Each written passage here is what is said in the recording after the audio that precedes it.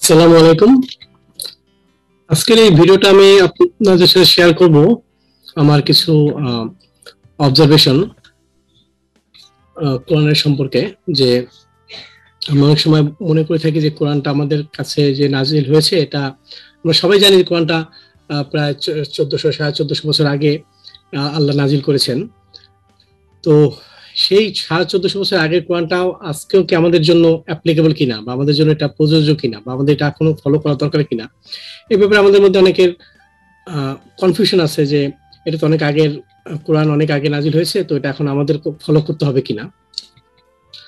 তো আমরা সবাই জানি যে কোরআন আল্লাহর ঐশী বাণী, এবং এখানে আল্লাহ অনেকগুলো আদেশ নিষেধ দিয়েছেন, এবং এই ব্যাপারে আমরা সবাই একমত যে এই কোরআনে যদি আল্লাহ কিছু বলে থাকেন, কোনো কিছু আমাদের জন্য আইন করে থাকেন, সেই আইনটা আমাদের পালন করতে হবে।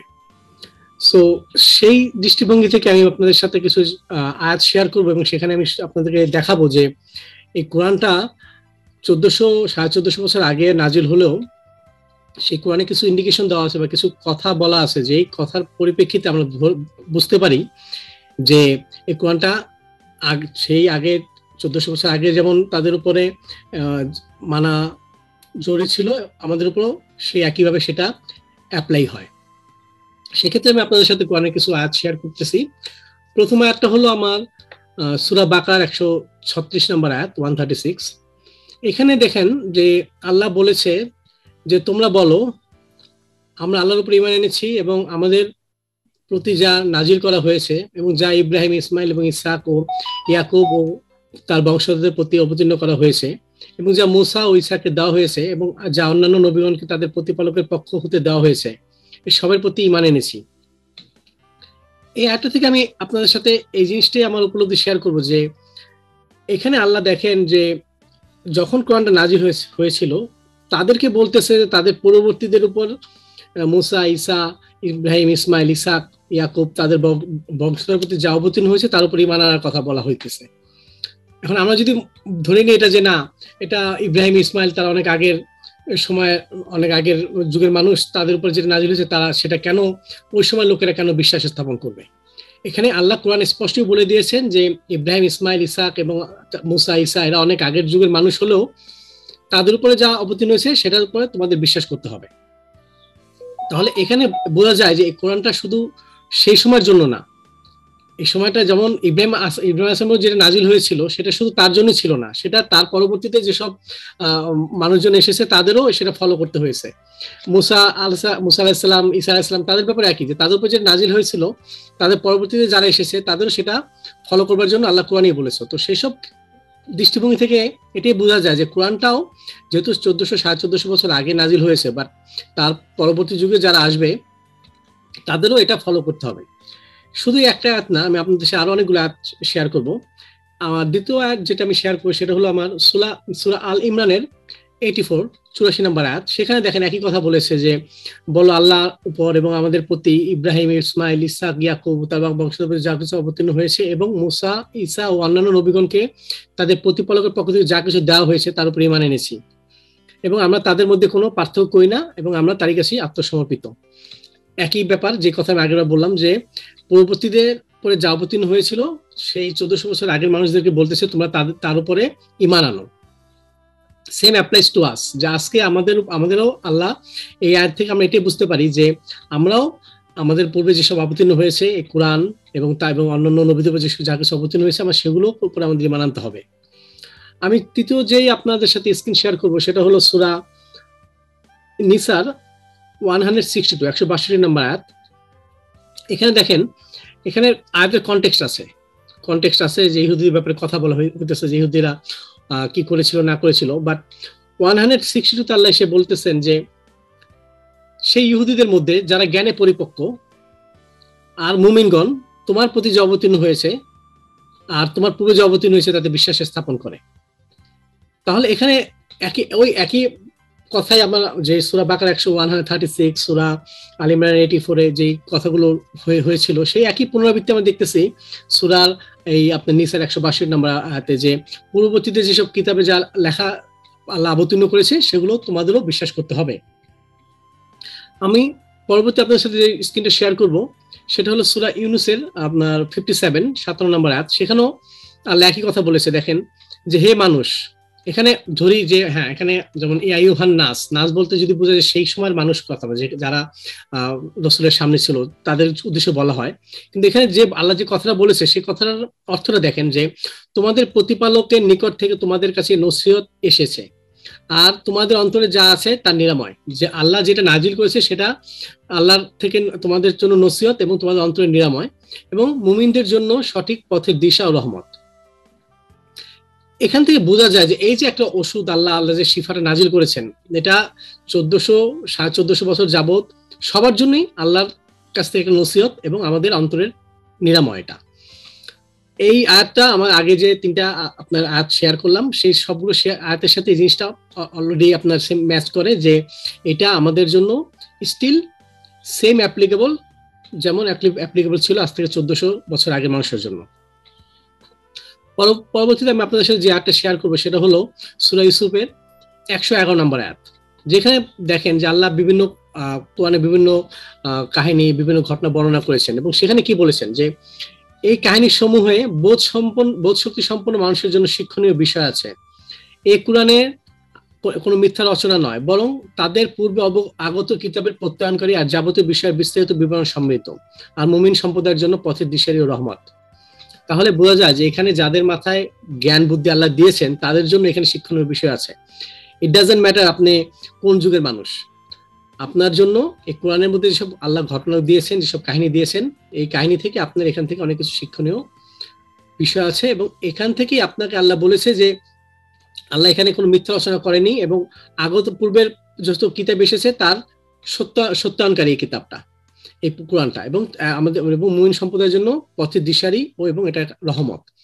এই আয়াতটা থেকে আপনারা বুঝতে পারতেছেন যে এই কোরআনটা আমাদের জন্য আজও সেম অ্যাপ্লিকেবল যেমন অ্যাপ্লিকেবল ছিল আজ থেকে 1400 বছর আগে। এবং এই পরিপ্রেক্ষিতে আমি আপনাদের সাথে আরো কিছু আয়াত শেয়ার করবো, যে কোরআনটা আল্লাহ যে সমস্ত বিশ্ব মানব মণ্ডলীর জন্য রহমত স্বরূপ প্রেরণ করেছেন সেই আয়াতগুলো, যেমন একটা হলো সূরা ইউসুফের 104 নম্বর আয়াত, যেখানে বলা আছে যে এটা তো বিশ্বজগতের সকলের জন্য উপদেশ মাত্র। তাহলে বিশ্বজগতের সকল মানুষ রাব্বুল আলামিন, দেখেন এখানে আরবি লেখা আছে লিল আমিন, মানে সমস্ত মানুষের, পৃথিবীতে যত মানুষ আছে যত জগৎ আছে সবার জন্য এটা উপদেশ গ্রন্থ। পরবর্তী আয়াত যেটা শেয়ার করবো সেটা হলো সূরা আল ফুরকানের 1 নম্বর আয়াত, সেখানে একই কথা লিল আলামিন, সমস্ত ওয়ার্ল্ডের জন্য এটা মহাকল্যাণময় যিনি বান্দার উপর সত্য মিথ্যার পার্থক্যকারী নাজিল করেছেন, যাতে সে বিশ্বজগতের জন্য সতর্ককারী হতে পারে। তো সেটা এই বিশ্বজগতের জন্য সতর্ককারী মেইন হতেছে যে তখন 1400 বছর আগে যেসব মানুষ বর্তমান ছিল তাদের জন্য সেম অ্যাজ বর্তমানেও যারা আছে এবং ভবিষ্যৎ যারা আসবে সবার জন্যই এটা একটা সতর্ককারী বই বা কিতাব। সেম অ্যাপ্লাইস আপনার সূরা সদের 87 নম্বর আয়াত, যে ইহা তো বিশ্বজগতের জন্য উপদেশ মাত্র। একইভাবে আল্লাহ বলেছেন সূরা কালামের 12 নম্বর আয়াতে, কোরআন তো বিশ্বজগতের জন্য উপদেশ।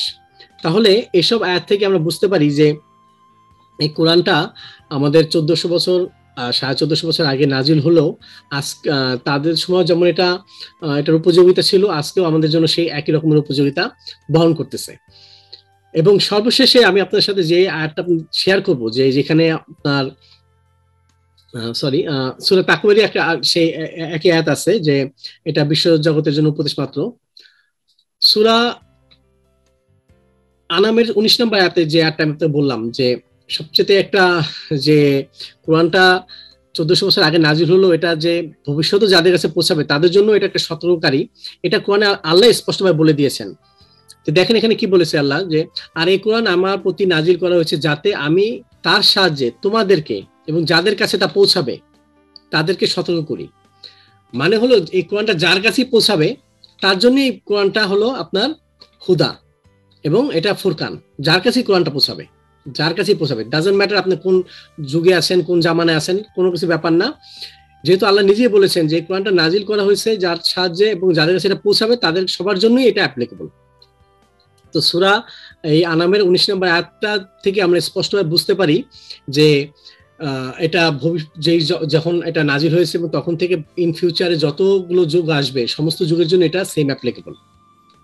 এখন আমি আপনার সাথে একটা ব্যাপার শেয়ার করবো যে আমরা অনেক সময় কেন আমাদের মধ্যে দ্বিধাদ্বন্দ্ব আসে যে কোরআনটাকে আমাদের জন্য নাকি 1400 বছর আগে যাদের মানুষ ছিল তাদের জন্য। কোরআন এই আয়াতটার মধ্যে একটা যে এই কথাটা বলার জন্য আমরা যে আয়াতটা আমরা শেয়ার করি সাধারণত শো করি সেটা হলো আপনার সূরা বাকারার 134 নম্বর আয়াত। সেখানে বলা আছে যে এই লোকের গত হয়ে গেছে, তাদের জন্য তাদের কৃতকর্ম, তোমাদের জন্য তোমাদের কৃতকর্ম, এবং তাদের কৃতকর্ম সম্বন্ধে তোমাদেরকে জিজ্ঞেস করা হবে না। 134 নম্বর আয়াত ঠিক 141 নম্বর আয়াতও ঠিক একই কথা বলা হয়েছে যে এসব লোক যারা ছিল তারা গত হয়ে গেছে, তাদের জন্য তাদের কামাই আর তোমাদের জন্য তোমাদের কামাই, আর তারা যা করতো সে সম্পর্কে তোমাদের জিজ্ঞেস করা হবে না।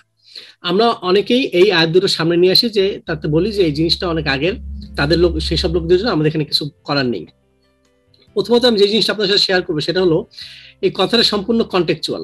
এই যে দুইটা আয়াত আপনাদের সাথে শেয়ার করব কন্টেক্সচুয়াল, মানে এখানে তাদেরকে বলা হয়েছে সেখানকার লোক সম্পর্কে, যেমন এখানে বিভিন্ন নবীদের কথা বলা হয়েছে, তাদের হিস্ট্রি বলা হয়েছে। এই ব্যাপারগুলো হইতেছে যে আমরা এই সেখানকার 1400 বছর আগে যখন এই কোরআনটা যখন নাজিল হয়েছিল তখন তাদেরকে তাদের এই বিভিন্ন নবীদের কাহিনী বলা হয়েছে, তারা কি কাজ করেছে না করেছে, তারা কি ভুল করেছিল, এইসব কথাগুলো আল্লাহ তাদেরকে মনে করিয়ে দিয়ে তারা বলেছে যে ওইসব ব্যাপারের জন্য এখন আমরা বসে না থাকি, যা স্বাধীন জন ওই ব্যাপারে পন্ডার না করি যে তারা কি করলো না করলো বা তারা কি করেছে, তাদের কি করা উচিত ছিল, এইসব ব্যাপারে আমরা চিন্তা ভাবনা না করে বরঞ্চ আমরা যেন আমাদের নিজেদের যে কর্ম পদ্ধতি আছে সেটা ঠিক করি। এবং সেই কথাটা দেখবেন এই 141 পরের আয়াতগুলো আপনি পড়েন যে সেখানেই দেখবেন যে আল্লাহ এই দেখেন যে এখানে আল্লাহ 142 তাদের কিবলা নির্ধারণ করতেছে, মানে তারা তাদের কর্মপদ্ধতি কোন দিকে হবে সেটা নির্ধারণ করতেছে। মানে আগের লোকের জন্য যেটা বলা হয়েছিল সেটা তাদের ব্যাপার, সে ব্যাপারে তাদের কাউকে জিজ্ঞেস করা হবে না। এটা আমরা সবসময় জানি যে আল্লাহ আমরা কেউ কারো বোঝা বহন করবে না। আল্লাহ এই ব্যাপারটা এখানে বুঝিয়েছেন যে এটা তাদের প্রতি অবতীর্ণ হয়ে তাদের যেসব কাহিনী আছে, তাদের যেসব ঘটনা আছে, তাদের যেসব কর্ম আছে সেটা বহন তারাই করবে। এটার জন্য তোমরা জিজ্ঞাসিত হবে না, তোমাদের জন্য তোমাদের কর্মটা তোমরা যে কাজটা করবে।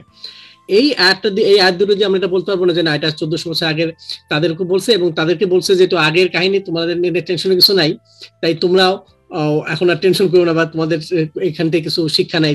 আপনার সূরা যেমন ইব্রাহিম বলে অন্যান্য নবী আছে, মুসা আছে, ঈসা আছে, ইয়াকুব আছে, সেসব নবীর কাহিনী থেকে আমাদের কিছু শিক্ষা নাই। এই কাহিনী এখানে আমি আবারও বারবার বলি যে 134 এবং 141 সূরা বাকারার এই আয়াত দুটোতে সম্পূর্ণই আপনার কন্টেক্সচুয়াল, এবং এখানে যে কথাটা আল্লাহ বলেছে যে তাদের নিয়ে আমাদের চিন্তা করতে হবে না, তার 142 আল্লাহ সেটা ক্লিয়ার করেছে যে তাদের নিয়ে চিন্তা করবেন এই জন্য যে এখন আমাদের আল্লাহ তখন যখন নতুন করে তাদের জন্য কিবলা নির্ধারণ করতেছে, তো তোমরা তাদের ব্যাপারে চিন্তিত হবে না এবং তাদের ব্যাপারে তোমাকে প্রশ্ন করা হবে না। আমি খুব সংক্ষিপ্ত সময় চেষ্টা করেছি খুব ভিডিওটা খুব সংক্ষিপ্ত রাখতে এবং আপনাদের কাছে যতটুকু সম্ভব যত বেশি ইনফরমেশন দেওয়া যায় সেটা চেষ্টা করেছি যে, এবং আপনাদের কাছে বোঝাবার চেষ্টা করেছি যে এই কোরআনটা আল্লাহ থেকে নাজিল হয়েছে সমস্ত বিশ্ব মানব জগতের জন্য, মানব মণ্ডলীর জন্য একটা হুদা হিসাবে, একটা ফুরকান হিসাবে। এবং আমরা এটা বলতে পারবো না যে এটা যে 1400 বছর আগে যাদের জন্য নাজিল হয়েছে তাদের জন্যই কন্টেক্সচুয়াল, আমাদের জন্য না। এটা আল্লাহ কোরআনই এটা বলে দিয়েছে যে এটা সমস্ত বিশ্ব মানব মণ্ডলীর জন্য, এবং এটাই আমার বিশ্বাস। আমি তবে আপনাদের সাথে এটা স্বীকার করি যে আমি কোরআন আমার পথে ভুল হতে পারে, আমিও ভুলের ঊর্ধ্বে নই। যদি আমার কোনো ভুল হয় আপনাকে আমাকে ধরিয়ে দিবেন বা আপনারা আয়াতের সাহায্যে আমাকে জানাবেন যে আমার কোথায় ভুল হয়েছে, আমি আমাকে নিজেকে শুধরে নেওয়ার চেষ্টা করব। আশা করি ভিডিওটা আপনার ভালো। আসসালামু আলাইকুম।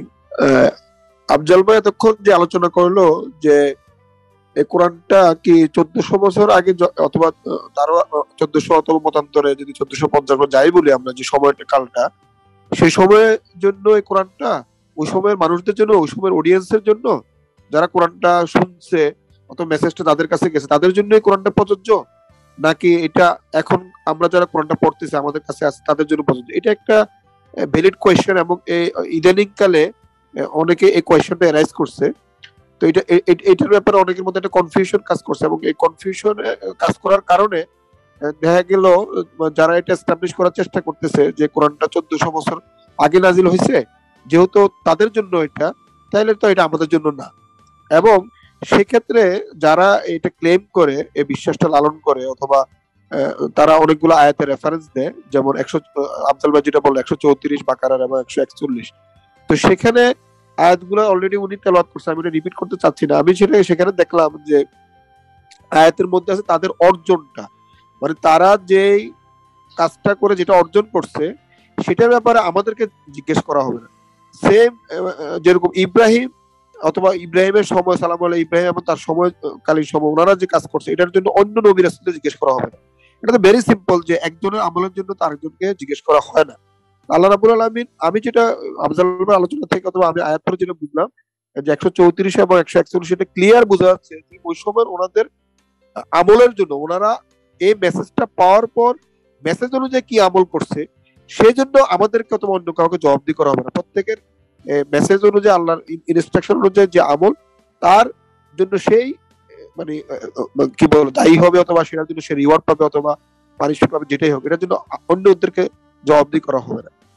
আর আরো কিছু বিষয় যারা 1400 বছর আগের লোকদের জন্য কোরআন যারা বলে তাদের আরো কিছু বিষয় আছে। তারা বলে যে এটা অ্যারাবিক ভাষাভাষীদের উপর নাজিল হয়েছে।